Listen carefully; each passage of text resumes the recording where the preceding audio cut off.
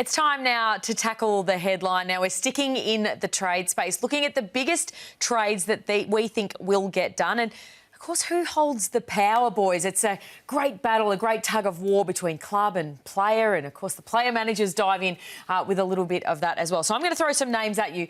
You tell me where you think things are going to go. Now, Zach Merrett, there's arguably no bigger story at the moment, Corbin. He took nearly every question on the Brownlow red carpet last night, but the question of whether he stays or goes remains to be seen. And it's totally up to Hawthorn now. So I would actually feel like it's more than a 50-50 chance that he stays with the Bombers, that he's got a contract there for 2 more years. The Bombers have also played their hand publicly in the sense they've come out and said they're not trading him. So the only way they're going to be able to sell that to their members is if they get an absolute haul back for him.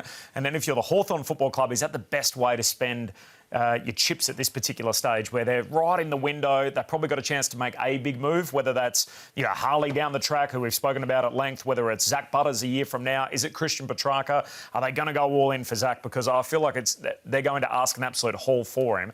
It's now whether Hawthorn are willing to stump it up, otherwise he comes back and plays at the Bombers. So now Jordan really has decided that he's staying at Essendon. So I understand all of the things that we can't trade him. I just still think if there's that monster haul, what is that monster haul? So is it pick 8? Is it your second rounder? Is it Cam Mackenzie, who could be an A-grade midfielder, and then Ned Reeves? Because if you're Hawthorn right now, in a trade period that's going to see the balance shift about 15 more times, you're thinking, oh, they're being strong now. So I just think about what's the kind of arsenal they're throwing at it. Ned Reeves isn't going to play for them next year. Cam Mackenzie's been in the VFL for most of the second half of the year. Yep. Pick 8's a pick that they never thought they'd have to have anyway. They wanted to give it off for Harley Reid. So what's the package they've got right now? The balance hasn't shifted back to Essendon, but it's just the pendulum just moving a little bit towards them. It's got to be like a first-choice player at least, doesn't it? Like you're talking about names like Josh Weddle, for example, and if you're Hawthorn, you're thinking, well, we don't want to give him up. Of course, and that's where you kind of go, well, maybe that's how this just reaches an impasse where you think, well, what is possibly going to satisfy Essendon? Because I'm with you, I'm not sure those two players will. Yeah, and maybe potentially we'll get to Jordan Ridley in a second, but maybe Essendon says, OK, pick 8, we can trade that for a Jai Simpkin. So maybe you get Simpkin and Mackenzie and Reeves, and all of a sudden, you're thickening the soup in that trade. Who holds the cards on Charlie Curnow? Because it feels like this one flops by the day. Yeah, I think it's Carlton. I think Carlton has got all the power in this one, and they can't afford to lose. He'd be nice at Geelong.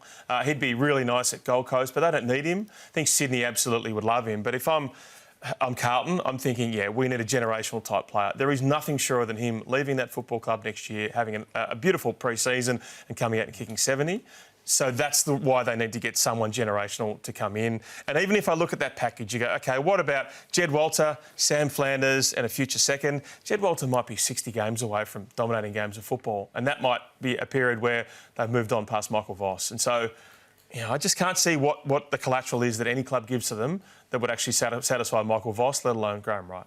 Corbin, John mentioned the North Melbourne skipper, Jai Simpkin. What's your vibe there? I think he comes back, doesn't he? I mean, the reports were he's shopping himself around for more midfield minutes. I'm not sure where he's going to find that or find any more midfield minutes than at North Melbourne. And the other thing for the club, I don't think it's a great sign. I know North is struggling at the doldrums and everything else.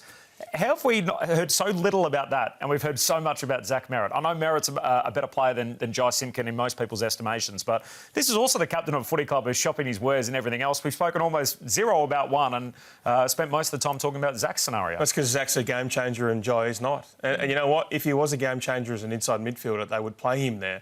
But they've already got players like Finn O'Sullivan who they want to bring in. They brought in Colby McKercher a little bit, but want to play him more as a midfielder. And they certainly want to play Harry Sheasel as they did in the last 6 rounds of the season. And so, yeah, he's been pushed out. I think there's such an important role for him on the wing. Sometimes you play where you are best used and where, as North Melbourne have said to him, you can have an All-Australian season. We didn't see any All-Australian wingmen, did we? They pushed some midfielders to the flanks. So realise that you can be a leader at that football club, someone who's an absolute inspiration to all the Indigenous young kids out there, and you're an AFL captain. I think there's a way back for him, and I think them getting a pick for him does not help in any way. So I think they should hold firm and keep him, and hopefully he can play a great season next year as an All-Australian wingman. One player who at his best can be a game changer, of course, is Christian Petrarca. Who's holding the power in this one?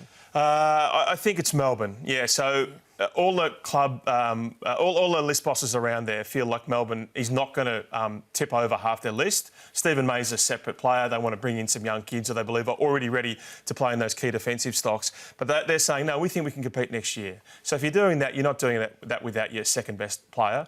second best and the best and fairest. Of course, Max Gawn's probably their best player. And so, yeah, Adelaide will have a crack. Gold Coast will have a crack. But I think he's done a really good job there to play very solid football. Yes, there was some drama surrounding him. You would need an absolutely extraordinary deal with a couple of early top 10 picks, not late top 10 picks. Otherwise, I'm Stephen King. There's no way I'm getting rid of one of my top 3 players. Where would he best fit? If you talk about the Gold Coast, you talk about Hawthorn, talk about Adelaide. Adelaide for me. Adelaide. Yeah, explosive midfielder. You imagine him and Isaac Rankin swapping on ball to half forward. He had a horrible year in front of goals, but he had a heck of a lot of shots. So, yeah, if you're Matthew Nicks, you say, come on in, go and do goal kicking for 3 months, and then maybe win us a flag. Quick one, you mentioned Stephen May. What about him? Well, he's got the balance of power because he's on a deal of $800,000. Yep. And so, you know, there's a club out there probably might be looking for him, but they'd say, what about we give you 2 years and we give you $450 a year? And he'd say, no, I'll have the 1 year at $800,000.